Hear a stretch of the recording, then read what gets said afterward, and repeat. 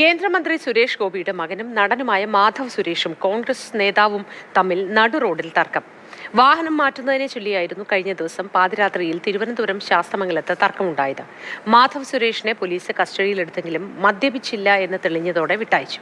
KPCC അംഗം വിനോദ് കൃഷ്ണയുടെ വാഹനം തടഞ്ഞു നിർത്തി മാധവ് സുരേഷ് വാക്കേറ്റത്തിൽ ഏർപ്പെടുന്ന വീഡിയോ പുറത്തുവന്നു. ഇന്നലെ രാത്രി 11 മണിയോടെ തിരുവനന്തപുരം ശാസ്തമംഗലം ജംഗ്ഷനിൽ വെച്ചിട്ടാണ് സുരേഷ് ഗോപിയുടെ മകൻ മാധവ് സുരേഷും കോൺഗ്രസ് നേതാവ് വിനോദ് കൃഷ്ണയും തമ്മിൽ തർക്കമുണ്ടായത്. വിനോദ് കൃഷ്ണ ഓടിച്ച വാഹനം U-ടേൺ എടുക്കുന്നതിനിടെ നേരെ എതിരെ വന്ന മാധവ് സുരേഷിൻ്റെ വാഹനം ഇടിക്കാൻ പോയി. തുടർന്ന് മാധവ് സുരേഷ് വാഹനത്തിൽ നിന്നിറങ്ങി വിനോദ് കൃഷ്ണയോട് കയർത്ത് സംസാരിച്ചു. തുടർന്ന് ഇരുവരും തമ്മിൽ വാക്കുതർക്കമുണ്ടായി. ആ ദൃശ്യങ്ങളൊന്ന് കാണാം.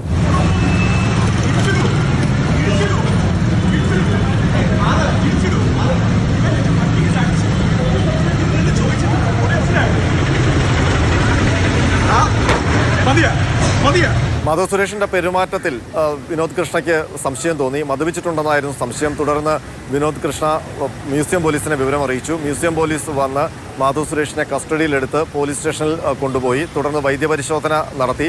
ആ സമയത്ത് മാധവ് സുരേഷ് മദ്യപിച്ചിട്ടില്ല എന്ന് വ്യക്തമായി. തുടർന്ന് പിന്നീട് പോലീസ് രണ്ടുപേരെയും വിട്ടയക്കുകയായിരുന്നു. ട്രാക്ക് നോക്കി വണ്ടി ഓടിക്കുമെന്ന് പറഞ്ഞു.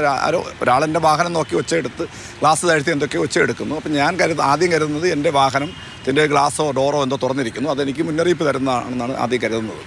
പക്ഷേ ഞാൻ ഗ്ലാസ് താഴ്ത്തപ്പോഴാണ് ട്രാക്ക് നോക്കി വണ്ടി ഓടിക്കടാ എന്നൊക്കെ ചോദിച്ച് ബഹളം ഉണ്ടാക്കുന്നു. അപ്പോൾ ഒത്തിരി കാര്യങ്ങൾ പറയുന്നുണ്ടായിരുന്നു. എന്നാൽ പോലീസ് വന്ന് പഠിപ്പിച്ചിട്ട് നീ പോയാൽ മതി എന്ന് പറഞ്ഞ് എൻ്റെ വണ്ടിയുടെ പുറകെ കയറ്റി വാഹനം നിർത്തുന്നു. അപ്പോഴാണ് എനിക്ക് ആദ്യം തന്നെ ആളുടെ ഇത് കണ്ടപ്പോൾ ഇതിന്ന ആളാണെന്ന് എനിക്ക് മനസ്സിലായ സമയത്ത് പക്ഷേ ഞാൻ ആരാണെന്നും പറഞ്ഞില്ല, അയാൾ ആരാണെന്നും പരസ്പരം അങ്ങോട്ടും ഇങ്ങോട്ടും പറയാതിരിക്കുമ്പോൾ ഞാൻ പറഞ്ഞു, ഇഷ്യൂ ഉണ്ടാക്കാതെ വണ്ടി എടുത്ത് മാറ്റ്, ആൾക്കാർ കൂടും, ഇഷ്യൂ ഉണ്ടാക്കും, നാണക്കേടാകും എന്ന് ഞാൻ പറയുന്നു. അവൻ വണ്ടി എടുത്ത് മാറ്റാൻ തയ്യാറായില്ല. പക്ഷേ ഈ അപകടം ഉണ്ടായതിനെ തുടർന്ന് നാട്ടുകാർ അവനെ ബഹളം വെച്ച് അവൻ്റെ വാഹനം മാറ്റിയേണ്ടി വന്നു. ഏതായാലും ശാസ്തമംഗലത്ത് നടന്ന സംഭവത്തെക്കുറിച്ച് പോലീസ് GD എൻട്രി നടത്തിയിട്ടുണ്ട്. ഇരുവരും പോലീസ് സ്റ്റേഷനിൽ വെച്ച് പരസ്പരം പരാതിയില്ല എന്നാണ് പറഞ്ഞത്.